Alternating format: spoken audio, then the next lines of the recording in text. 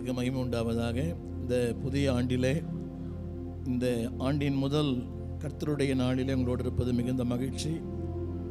Pastor Steven அவர்கள் சொன்னது போல, அதாவது வரும் நாட்களிலே அதிகமாய் தேவனோடு செலவு செய்ய தீர்மானம் பண்ணுங்கள். ஒரு 3 வசனங்களை நான் படிக்க விரும்புகிறேன். இது பிரசங்கம் அல்ல. 34ஆம் சங்கீதம், 32ஆம் சங்கீதம், 6ஆம் வசனம். சொல்லுங்க, சகாயம் கிடைக்கும் காலத்தில் பக்தி உள்ளவன் எவனும் உம்மை நோக்கி விண்ணப்பம் செய்வான். மிகுந்த ஜலப்பிரவாகம் வந்தாலும் அது அவனை அணுகாது. சகாயம் கிடைக்கும் காலம். சொல்லுங்க எல்லாரும், எல்லாம் கரங்களை உயர்த்தி. சகாயம் கிடைக்கும் காலம், சகாயம் கிடைக்கும் காலம். நல்ல சுகம், நல்ல பலன், நல்ல ஆரோக்கியம் எல்லாம் கொடுத்துருக்கிறார். ஆண்டவர் கொடுத்த சுகம் ஆண்டவருக்காக, ஆண்டவர் கொடுத்த பலன் ஆண்டவருக்காக, ஆண்டவர் கொடுத்த பணம் ஆண்டவருக்காக, ஆண்டவர் கொடுத்த திறமை ஆண்டவருக்காக. அப்படின்னு சொல்ல மாட்டீங்களா? சொல்லுங்கள், என் நேரம் கர்த்தருக்கு, என் சரீரம் கர்த்தருக்கு, என் திறமைகள் கர்த்தருக்கு, என் வீடு கர்த்தருக்கு, என் பணமும் கர்த்தருக்கு, நானும் கர்த்தருக்கு. இதைத்தான் என்னுடைய 53 ஆண்டுகளில் நான் ப்ராக்டிஸ் பண்ணியிருக்கிறேன். நான் ஒரு இந்து மார்க்கத்திலிருந்து ஆண்டரை ஏற்றுக்கொண்டேன், ஐயா மாதிரியே. அவர் பேர் சுப்பிரமணி, என் பேர் ராதாகிருஷ்ணன்.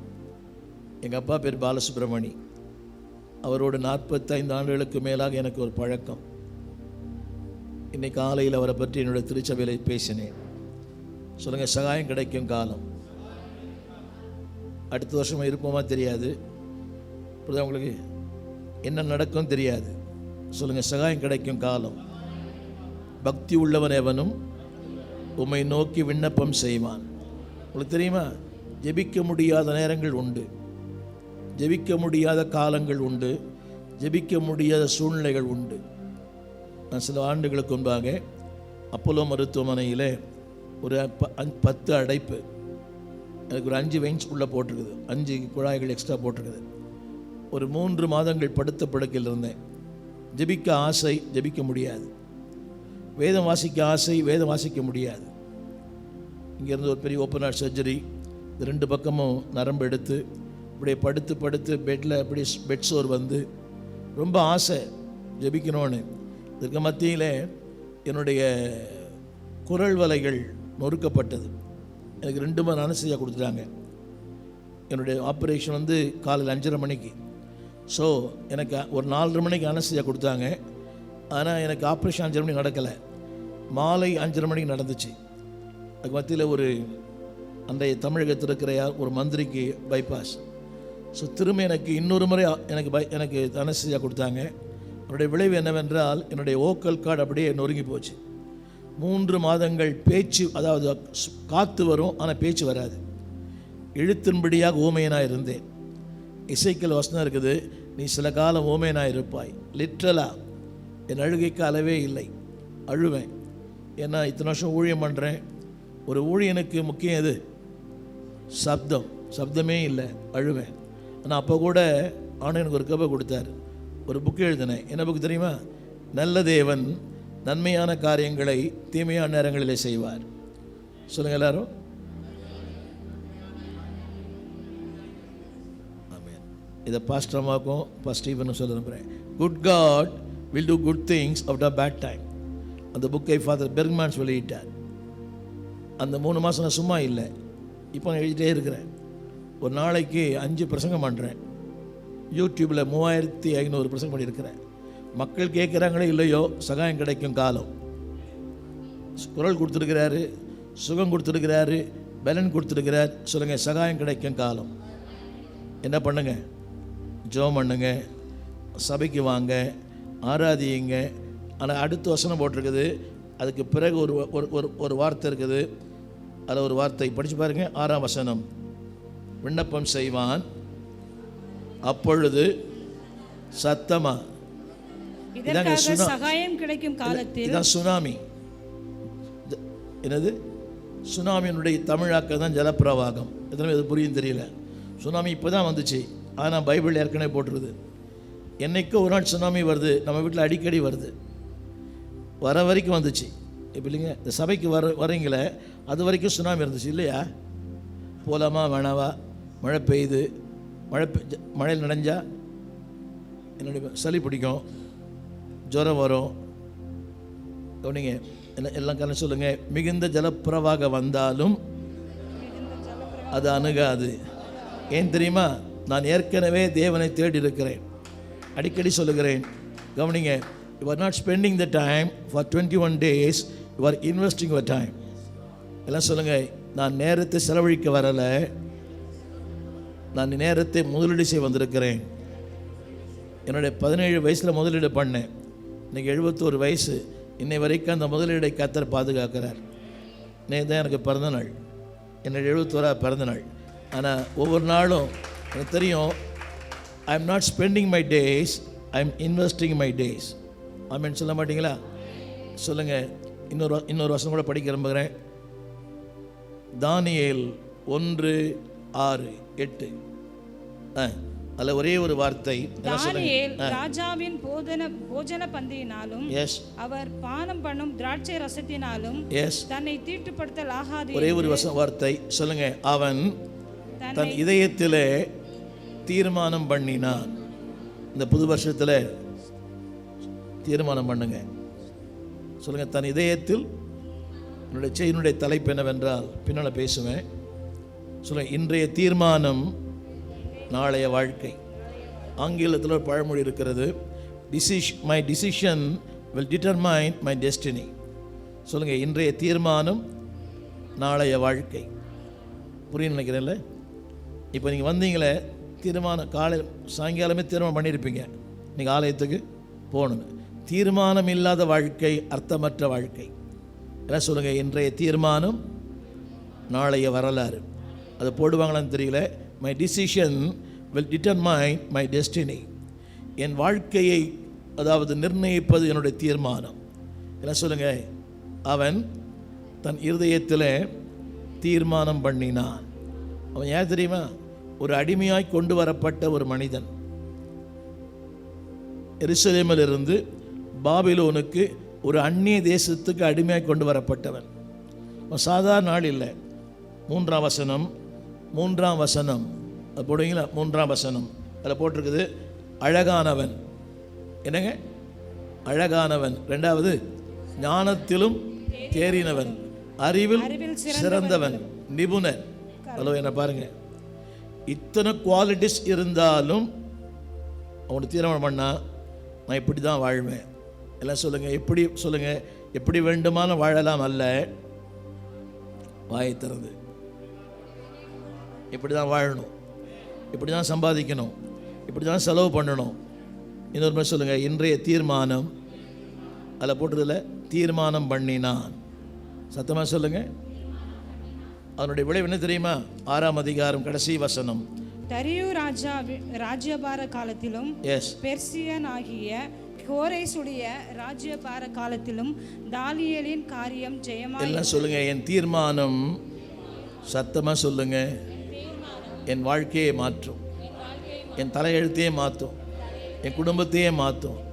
நல்லா கவனிக்கணும். அடிமையாய் கொண்டு வரப்பட்ட ஒருவன் தீர்மானம் 120 நாடுகளுக்கு கர்த்தர் அதிபதியாய் மாற்றினார். நம்புறீங்களா? ஸ்லேவ், ஒரு அடிமை. யோசித்து பாருங்க. இவன் தீர்மானம் ராஜாவையே மாற்றி அமைத்தது. இவன் தீர்மானம் ராஜா சொல்றாரு. அந்த வசனம் போட்டிருக்கோம், படித்து பாருங்க. அதில் ஒரு வசனம் இருக்கும். அது தானியேலிலே 6ஆம் அதிகாரம் 26ஆம் வசனத்தினுடைய 4வது வரி. என்னாலே தீர்மானிக்கப்படுகிறது. எல்லாம் சொல்லுங்க. கொஞ்சம் கவனிக்கணும், கொஞ்சம் என்னோட கூட டிராவல் பண்ணுங்க. கவனிங்க, என் தீர்மானம் ராஜாவையே மாற்றி அமைத்தது. தமிழ் புரியுதா? முதல்ல இதயத்தில் தீர்மானம் பண்ணினான். இப்போ ராஜா சொல்றாரு, என்னால் தீர்மானிக்கப்படுகிறது. நான் சொல்றது புரியுது உங்களுக்கு? சொல்லுங்க, என் தீர்மானம் ராஜாக்களை மாற்றும், சூழ்நிலைகளை மாற்றும், எல்லாரையும் மாற்றும். வசனம் புரியுதா? வசனம் படிச்சு பார்த்தீங்களா? என்னாலே. இது யார் சொல்றது? யார் சொல்றது வசனத்தை? ஒரு ராஜா சொல்றார், தானியேல் சொல்லலை. தப்பா சொல்றீங்களே. The king says. இன்னொரு முறை படிக்கலாமா?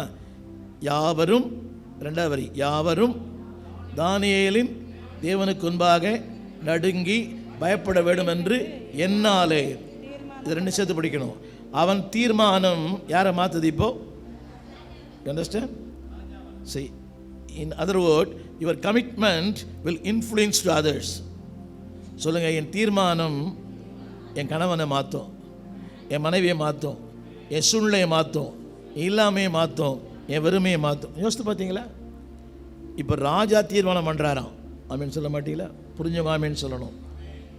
என் தீர்மானம், எனக்கு விரோதமாக இருந்தவர், என்னை சிங்கக்கேபியிலே போட்டவர், என்னை அடிமைத்தனத்துக்கு உட்படுத்தினவர், என் தீர்மானம் யாரெல்லாம் உங்களை அடிமைத்தனத்துக்குள்ளே நடத்துகிறாங்களோ அவங்களே மாற்றும். ஆமேன்னு சொல்லுங்க. உங்கள் தீர்மானம் வில்லன்களை கதாநாயகராய் மாற்றும். உங்கள் தீர்மானம் வில்லிகளை கதாநாயகராய் மாற்றும். உடனே மாமியார் நினைக்கக்கூடாது. இப்போ சொல்லுங்க, என் தீர்மானம் எந்த மனுஷனையும் மாற்றும். கரங்களை உயர்த்தி இன்னொன்று சொல்லட்டுமா? மற்றவர்களுக்கு இல்லாத ஒரு மேன்மை கர்த்தர் உங்களுக்கு தருவார். படித்து பார்த்தீங்களா? அந்த வசனம் படித்து பார்த்தீங்கன்னா 6ஆம் அதிகாரம் கடைசி வசனம். 6ஆம் அதிகாரம் கடைசி வசனம். தரியுவின் ராஜ்யபார காலத்திலும், கொஞ்சம் நிறுத்தி படிக்கணும் பாருங்க.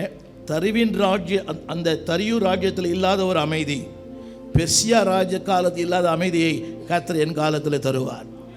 எல்லாம் சொல்லுங்க, என் தகப்பனார் காலத்தில் இல்லாத அமைதியை, என் முற்பிதாக்களின் காலத்தில் இல்லாத அமைதியை, வசதி இருந்தது, வாய்ப்பு இருந்தது, செல்வம் இருந்தது, அன்றைக்கு இல்லாத அமைதியை கர்த்தரின் வாழ்க்கையில் தருவார். சொல்லுங்க, ஜெயமாய். சொல்லுங்க, ஜெயமாய். யார் சொல்லுங்க, அவங்கள விட என் வாழ்க்கையில் ஜெயம் உண்டு. இப்படி சொல்லுங்க. ஸ்டீஃபனுக்கு நான் சொல்ல நம்புகிறேன். இப்போ சாமுவேல் ராஜனுடைய ஆசீர்வாதத்தை விட என் ஆசீர்வாதம் பெரிதாக இருக்கும். நான் என் பிள்ளைகளுக்கு சொல்லி கொடுத்துருக்குறேன். என் 3 பிள்ளைகளுக்கும் என்னை விட பெரிய ஆளாக வரணும், வசனத்தில் பெரிய ஆளாக வரணும், வாழ்க்கையில் பெரிய ஆளாக வரணும், ஊழியத்தில் பெரிய ஆளாக வரணும். கரங்களை உயர்த்தி, உன் பிதாக்களின் ஆசீர்வாதத்தை விட உன் ஆசீர்வாதம் பெரிதாக இருக்கும் என்று சொல்லி யாக்கோபு மரிக்கும் போது சொன்னான். அப்படியானால் சொல்லுங்கள், எல்லாரும் சொல்லுங்கள், எங்கள் அப்பாவை விட யாரையெல்லாம் போட்டுக்கலாம், அம்பானியை விட, அதானியை விட என் ஆசீர்வாதம் பெரிதாக இருக்கும். ஏன் தெரியுமா? என் தீர்மானம் யாரை மாற்றுது? வசனம் படித்து பார்த்தீங்களா? இந்த வசனம் படித்த தானியேலின் தீர்மானம். எனவே இன்றைக்கி தீர்மானம் பண்ணுங்க, வருகிற 52 வாரம் சபைக்கு ஒழுங்காக வருவேன். நான் சொல்கிற அப்படியே சொல்கிறீங்களா? 52 வாரங்களும் ஒழுங்காய் வருவேன். யார் பேசினாலும் வசனத்தை கேட்பேன், ஜபத்துக்கு வருவேன், வேத பாடத்துக்கு வருவேன், சபை எப்பெல்லாம் கூடி வருகிறதோ அப்பெல்லாம் வருவேன். எனக்கு யார் ஒத்து வராவிட்டாலும் அவரோட ஒத்து போவேன். பிரசங்கத்தை என்னை தாக்கினாலும் பிரசங்கம் கேட்பேன். ஆமேன்னு சொல்லுங்கள். என்னை யார் திட்டினாலும் சபைக்கு வருவேன். அது என்னதுன்னு கேட்டேன்.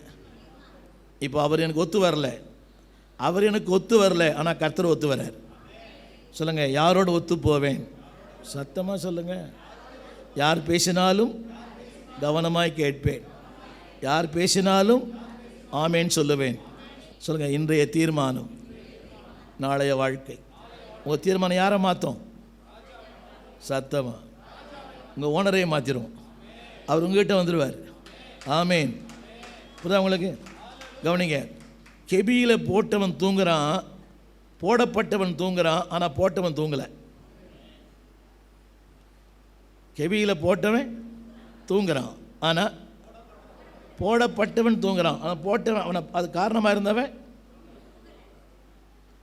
சொல்ல போனால் உங்ககிட்ட எவன்லாம் கை வைக்கிறானோ அவன்லாம் கதை முடிஞ்சு போச்சு. அவனுக்கு தூக்கமே வராது. சொல்லுங்கள், உங்களுக்கு டிஸ்டர்ப் பண்ணானா அவனுக்கு என்ன வராது? அவரை கனம் பண்ணுங்க, உங்கள் வாழ்க்கையை கர்த்தர் கனம் பண்ணுவார். அது ஒரு தீர்மானம். கொடுப்பது என்பது ஒரு தீர்மானம், ஜெபிப்பது என்பது தீர்மானம், ஊழியம் செய்வது என்பது. அன்றைக்கி தீர்மானம் பண்ணேன். 30/8/1970 ஆண்டவருக்கு ஒப்பு கொடுத்தேன். நல்லா ஞாபகம் எனக்கு. பட்டப்படியே ஊதி புசிந்தேன். உட்கார்ந்தா முருகா, எழுந்தா முருகான்னு சொல்கிற ஒரு ஆள். அது ஞானசாயம் எடுத்தவரோட பழக்க தோஷம் போல ரொம்ப நாள் சொல்லிகிட்டே இருந்தேன். அதை அவர் என்ன நானே கூட்டிப்பேன். அன்றைக்கி தீர்மானம் பண்ணேன், ஆண்டவருக்காக வாழணும்னு. அடுத்து 73ஆம் ஆண்டு இந்த ஊழியத்திற்கு வந்தேன். 73ஆம் ஆண்டு இந்த ஊழியத்துக்கு வந்தேன். நிறைய போராட்டம். அடிப்படை தேவை இல்லை. எங்கள் அப்பாவுக்கு 9 பிள்ளைகள், நான் தான் மூத்த பையன். 4 பெண் பிள்ளைகள், எல்லோரும் படிக்க வைக்கணும். அப்போ எனக்கு 20 வயசு. ஆனால் தீர்மானம் பண்ணேன், இந்த ஊழியத்துக்கு நல்ல வேலையை கொடுத்தார். அந்த வேலையை ஆண்டவனோடு தொடர்ந்து பேசினார். எங்கெல்லாம் போகிறனோ அங்கெல்லாம் பேசுவார். ஒரு நாள் டிஜிஎஸ் பிபி ஆளுக்கு போயிருக்கிறேன். அது நடு இரவு செகண்ட் செஷன். அவர் அப்போ தான் ரெஸ்ட் ரூம் போக போகிறார். என் நண்பர் ஜான் சாலமன், நான் அவர் சின்ன வயசு நண்பர்கள். அவர் சொன்னார், ஸ்டீவன் இப்போ தான் டைமு, அண்ணன் உங்களுக்காக ஜோம் பண்ணுவார். நான் கேட்டேன், ரெஸ்ட் ரூம் போகிற ஆளை போய் நிற்க ஜோம் பண்ணுறார். நீ நம்ப மாட்டீங்க, 20 நிமிஷம் எனக்காக ஜோம் பண்ணார். இன்றைய நான் யாராக இருக்கிறேன், எப்படி இருக்கிறேன், என் ஊழியம் எப்படி? அவர் சொன்னார், பல தேசத்து மக்கள் உன்னை தேடி வருவார்கள், பல நாடுகளுக்கு நீ போவாய், நீ அநேகருக்கு ஊழியனுக்கு ஊழியனாக இருப்பாய், அநேகருடைய வாழ்க்கைக்கு ஒரு ஆசீர்வாதத்தின் பாத்திரமாக இருப்பாய், உன்னை அப்போஸ்தலனாய் மாற்றுவாய். எனக்கு ஏபிசிடியே தெரியல. அது இன்றைக்கி 42 நாடுகளிலே கர்த்தருடைய வார்த்தையை போதிக்கிற கிருபை கொடுத்தார். ஒரு 3500 பிரசங்கம் யூடியூப்பில், ஒரு 70 புஸ்தகம் தமிழில். இதெல்லாம் விளம்பரங்கள் அல்ல, அவர் சொன்னதை அப்படியே செய்வார். சொல்லுங்கள், சொன்ன சொல்லை காப்பாற்றும். நம்புறீங்களா? இன்னைக்கு சொல்லுங்கள், தேவனே இந்த ஆண்டு முழுவதும் ஒழுங்காக சபைக்கு வருவேன். என்ன புயல் அடித்தாலும், இப்போ வந்து போன புயல் என்னது, வாயில நுழைய மாட்டேது, ஏதோ ஒரு புயல். இது மாதிரி 1000 புயல் வந்தாலும் சபைக்கு வருவேன். சத்தமா ஒன்று சொல்லட்டுமா? ஆண்டவர் இன்றைக்கி நம்ம ஆசீர்வதிக்க முடியாத காரணம் நம்மளை என்ன முழுமையாக நம்பலை. சொல்கிற தமிழ் புரியுதா? ஆண்டவர் நம்மை ஆஸ்வதிக்க முடியாத காரணம் ஒன்று சொல்லட்டுமா? அதாவது the time of prosperity is a time of testing. சொல்லுங்கள், செழிப்பு நேரம் சோதனை நேரம். எத்தனை பேருக்கு புரியுது? செழிப்பின் நேரம். ஐயா புரியுதுங்களே? இன்றைக்கி உங்களுக்கு ஒரு மிகப்பெரிய விஐபி திருமணம் ஒரு ரிசார்ட்டில் உங்களுக்கு அழைப்பு. நீங்கள் அங்கேயா இங்கேயா? இன்றைக்கி ஒரு விஐபி திருமணம் உங்களுக்கு அழைப்பு வந்திருக்குது.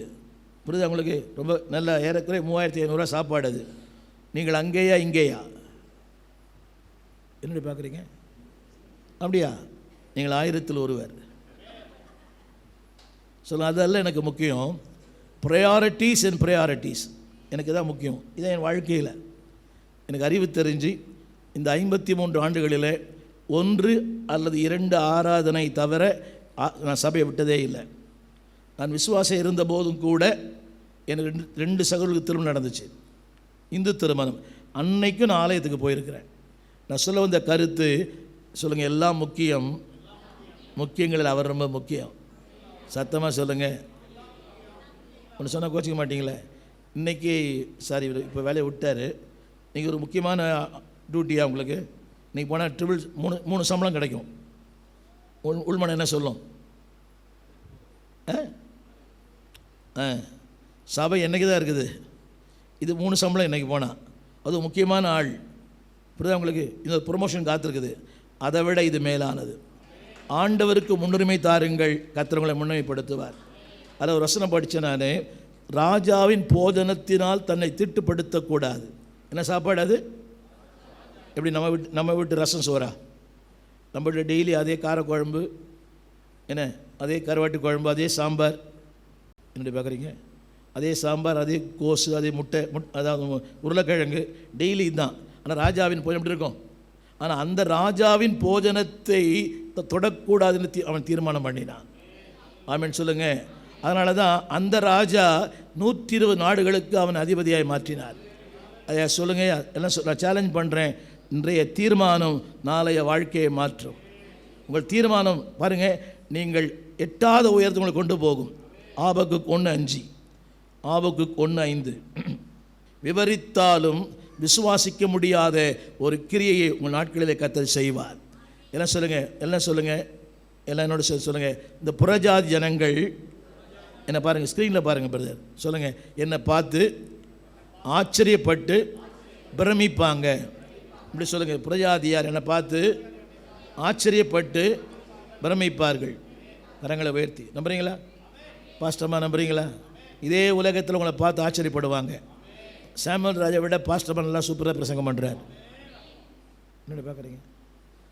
அது மட்டுமல்ல, விவரிக்கப்பட்டாலும் விசுவாசிக்க முடியாத ஒரு கிரியையை உங்கள் காலத்தில் செய்வார். இப்போ ஸ்டீவன் நம்புறீங்களா?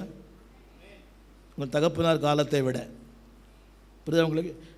நீங்கள் சொல்கிற எல்லா மெகா பாஸ்டரை விட அவங்கள விட உங்கள் வாழ்க்கையிலே செய்வார். சொல்லுங்கள், நடப்பிப்பார்.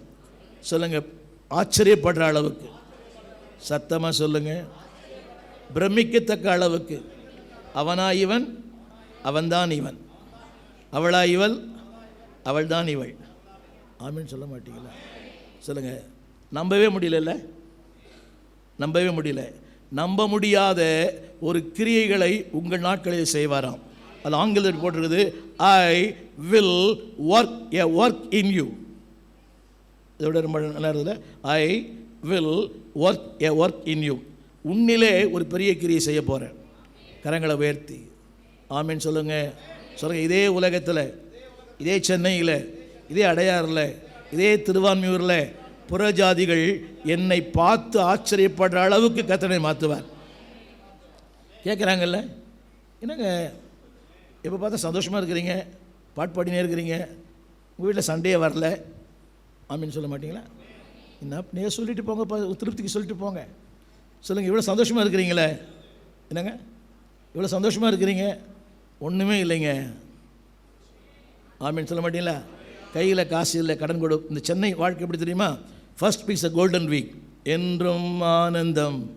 செகண்ட் பீஸ் சில்வர் வீக், கொஞ்சம் குறையும். தேர்ட் வீக்ஸ் காப்பர் வீக், அந்தோ கல்வாரியில் அருமை ரட்சகரே. ஃபோர்த் பீஸ் பாப்பர் வீக், ஏறுகின்றார் தள்ளாடி தவழ்ந்து. உண்மை தானே? முதல் வாரம் இருக்கிற அந்த மகிழ்ச்சி 4ஆம் வாரம், புரியுதா உங்களுக்கு? சொல்லுங்கள், எங்களுக்கு எல்லா வாரமே கோல்டன் வீக் தான். ஏன் தெரியுமா? அவர் என்னோடு, நான் அவரோடு. சொல்லுங்கள், என் தீர்மானம், சத்தமாக சொல்லுங்கள், என் தீர்மானம் என்ன மாற்றும்? என்னை சுற்றி இருக்கிற மக்களை மாற்றும், எனக்கு விரோதமாக இருக்கிறவர்களையே மாற்றிடும். ராஜா ஃப்ரெண்ட்லியாக இருந்தார், விரோதமாக இருந்தார். ராஜா நேபுகத்நேச்சார் விரோதமாக இருந்தார். அவர் சொல்கிறாரு, என்னால் தீர்மானிக்கப்படுகிறது. எது? நல்லா போட்டிருக்கோம், தானியேலின் தேவன். கரங்களை போய் சொல்லுங்கள். உங்கள் பிள்ளைகள் சொல்லணும், எங்கள் அப்பாவின் தேவன். ஆமீன் சொல்ல மாட்டீங்களா? ஸ்டீவன் அவர் சொல்லணும், எங்கள் அப்பாவின் தேவன். ஸ்டீவன் பிள்ளைகள் சொல்லணும், நாங்கள் எங்கள் அப்பாவின் தேவன் நாங்கள் ஆராதிக்கிறோம். வேதத்தில் ஒரு அழகான வசனம் தெரியுமா? யோசுவாவின் புஸ்தகம் கடைசி அதிகாரம் கடைசி வசனம். யோசுவா உயிரோடு இருந்த சகல நாட்களிலும் கர்த்தர் இஸ்ரவேலுக்கு செய்த அவருடைய கிரியைகள் யாவையும் அறிந்து. சத்தமா படிக்கலாம். யோசுவாவுக்கு பின்பு, சத்தமா சொல்லுங்க, யோசுவாவுக்கு பின்பு. வெகு நாள் ஒரு நிமிஷம் சொல்லுங்க, யோசுவாவுக்கு பின்பு. எங்க பாஸ்டருக்கு பின்பு, அவர் செய்த ஊழியத்திற்கு பின்பு. சொல்லுங்க, நாங்கள், அதாவது அவர் சேவித்த கர்த்தரை நாங்கள் சேவிப்போம். வசனம் புரியுதுங்களா? வசனம் புரியுதா? அவர் சேவித்த, அவர் ஊழியம் செய்த, அவர் பிரசங்கம் பண்ண இந்த பலிபீடத்திலிருந்து நாங்கள் கர்த்தரை ஆராதிப்போம். எதுக்கு பிறகு யோசுவாவுக்கு அந்த முதல் வார்த்தை, 30 வருஷம் முதல் வார்த்தை சொல்லுங்க, சகல நாட்களிலும் இந்த 21 நாளும் கர்த்தரை ஆராதிப்போம். சத்தமாக சொல்லுங்க. யோசுவா இல்லை, படிக்கிறீங்களா? யோசுவா இல்லை. 29ஆம் வசனம். இந்த காரியங்கள் நடந்த பின்பு நூனின் குமாரனாகிய யோசுவா என்னும் கர்த்தருடைய ஊழியக்காரன் 110 வயதுள்ளவனாய் மரணமடைந்தார். யார் இல்லை? இப்போ யோசுவா இல்லை, ஆனால் யோசுவாவின் தேவனை அவர்கள் ஆராதித்தார்கள். சொல்லுங்க, யோசுவாவின் தேவனை சொல்லுங்க, பாஸ்டர் ஆராதித்த தேவனை சொல்லுங்க, அவர் சேவித்த தேவனை இதுவரைக்கும் சேவிப்போம். எது வரைக்கும்? சத்தமா வசனம் போடுங்களேன். என்னங்க 21 நாள் சொன்னார். 21 நாள் இல்லை, வருகிற 2024ஆம் ஆண்டு முழுவதும் அவரை சேவிப்போம், அவரை ஆராதிப்போம். யார் சேவித்த கர்த்தர்? யாருக்கு பின்பு? 4வது வரி. கொஞ்சம் மாற்றி சொல்கிறீங்களே, நீங்கள் சொல்லுங்கள். எங்கள் டேடிக்கு பின்பு, ஆமீன், எங்கள் பாஸ்டருக்கு பின்பு. அவர் ஆராதித்த கர்த்தரை நாங்கள் ஆராதிப்போம். அவர் துதித்த கர்த்தரை நாங்கள் துதிப்போம். ஓடி ஊழியம் பண்ணாரு அந்த கர்த்தருக்கு ஆமீன் சொல்ல மாட்டீங்களா?